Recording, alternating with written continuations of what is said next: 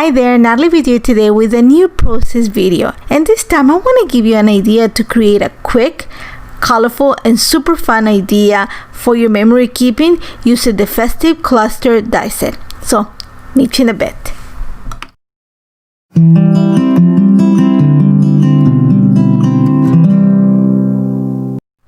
Hi back, and today I'm going to use the Festive Cluster Die Set, and this is one of the newest die sets from Altenew, and you're gonna love it. It's super nice, it's really delicate, very detailed, and it creates these beautiful projects. I've already used it to create two cards for the release blog hop, one that had weave papers and the other one had these paper strips and a partial die cut, which is gonna be my inspiration for my little memory keeping layout. And I have quite a few pictures from Christmas 2019 that I have yet to document, so I'm bringing one of them to create this layout. Now my idea is I want to create a partial die cut in a way that it frames the picture. So for this, I've cut outside of the camera a 4" by 8¼ paper strip, and what I'm going to do with this, you're going to see that I'm playing around with the die. I'm going to position it in such a way that I only obtain the piece of the die cut towards the inside, the right hand side of it. I want to make sure that the picture is nestled in the partial die cuts. So you saw me that I placed the die. I am gonna keep it in place with the masking tape, and then I'm gonna use a ruler just to create a line on a vertical line on the paper. And what I'm creating with this is kind of a guide. And I'm just gonna make sure that anything that's on the right of that line that I created with the pencil is what I'm gonna cut, and everything that is on the left of that line is what's gonna remain in the paper. It's gonna remain intact. So to create this partial die cut, I'm gonna take it to my larger format die cutting machine, but I'm gonna use the plate from the mini die cutting machine from Altenew. So you're gonna see that once I place my die cut the way that I wanted, I'm gonna make sure, like, you know, the line that I penciled, that I have to remind me that whatever's to the right of that pencil line is what's gonna be cut. So once I keep it in place, I set it up with masking. I'm gonna bring the mini die cutting plate, I'm gonna set it to the right of the pencil line so that it creates pressure in my die cutting machine. It cuts only that side of the paper, while the rest of the left hand side of the paper, in this case, or the line, is gonna remain intact. So once I have that, what I'm gonna use the pencil line, is to help me completely create this partial die cut. Remember that I am not cutting the entire die cut, it's just part of the die cut that I cut, which means that it's still attached to the paper. So by having that pencil line, it's gonna help me create that kind of defined limit. And what I mean by that is just gonna give me a guide to where I have to cut all the excess paper. So I'm gonna bring a ruler and my X-Acto knife, and all I'm gonna do is carefully cut along the pencil line, but not cutting the die cut, just cutting the inside. Think of it of the negative parts of the die cut. I'm just gonna cut those parts and clean up the cut. That's all it's gonna take, and I've already created my partial die cutting edge. And this one is gonna sit on the left hand side of my Life Crafted album, which is the album that I use for documenting. And then the picture is gonna fit right in between it.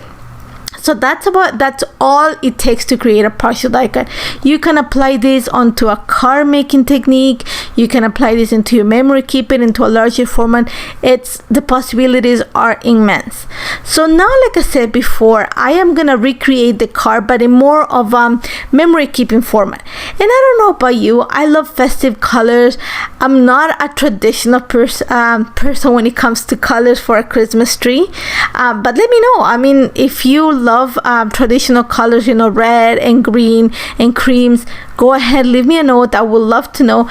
I like more of different colors. My tree has changed colors throughout the years, and I'm not afraid of color. So to create, you know, all those paper strips that I added in the card, I'm gonna recreate them on my little album using washi tape. So what I'm using for this particular layout is the Seashore washi tape set, and also the Tea Party washi tape set. And these are just colors that coordinate with the inks. I love the combination of that kind of purplish pink with that kind of tealish blue. So all I did is, I have the paper that I'm using is just presentation paper, which is just thicker paper than copy paper, and I'm laying strips of the washi tape following the order of the colors. So I'm going from the lightest to the darkest with the Seashore, and then I'm going to go from the darkest to the lightest using a Tea Party.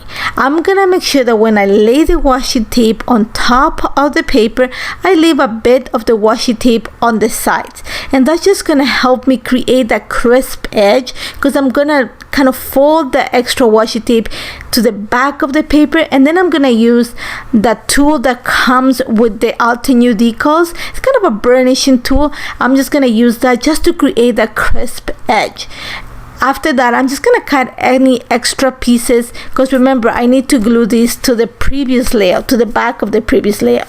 So I'm just gonna make sure that when I glue them together, I cut any excess, and I also punch the hole so that I can put it in my album.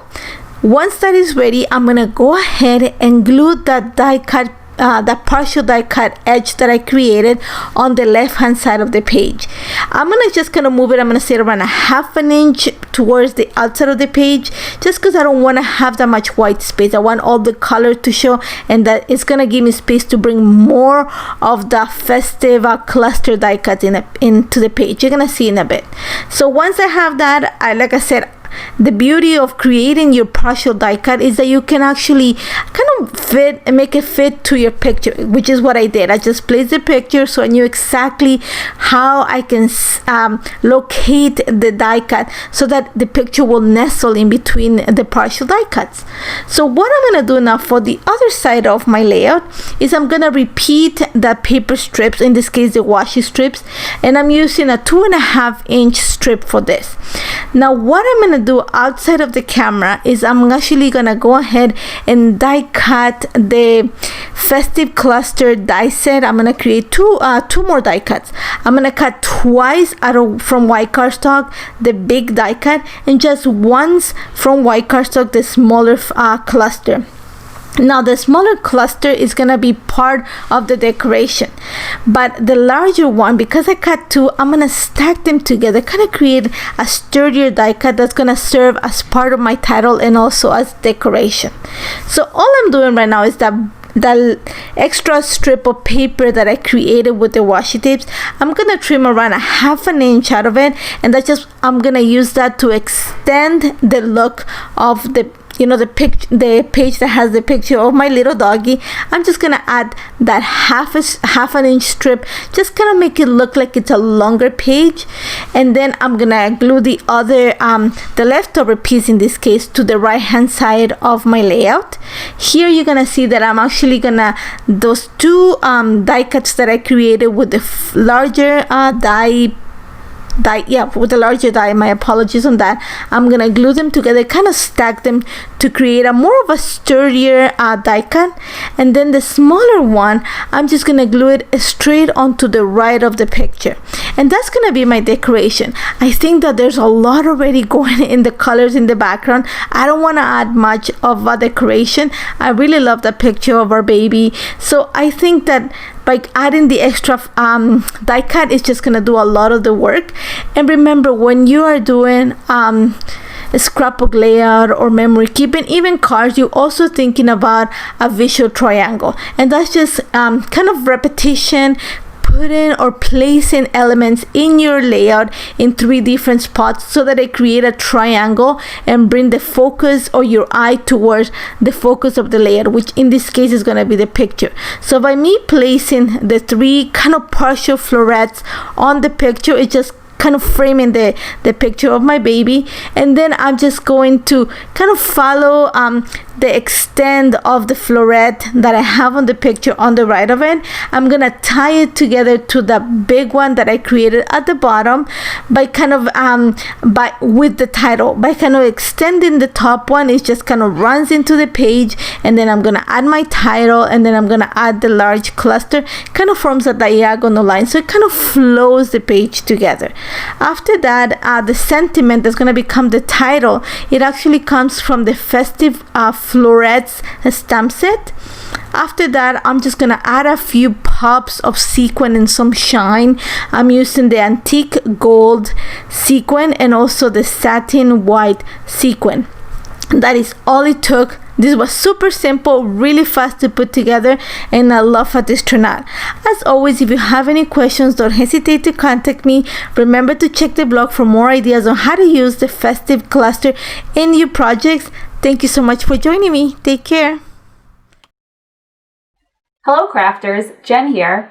For more tips, techniques, tutorials, and to discover which paper crafting products are right for you, subscribe to Altenews YouTube channel. Make sure to hit the notification bell so you don't miss any videos. Thanks for watching.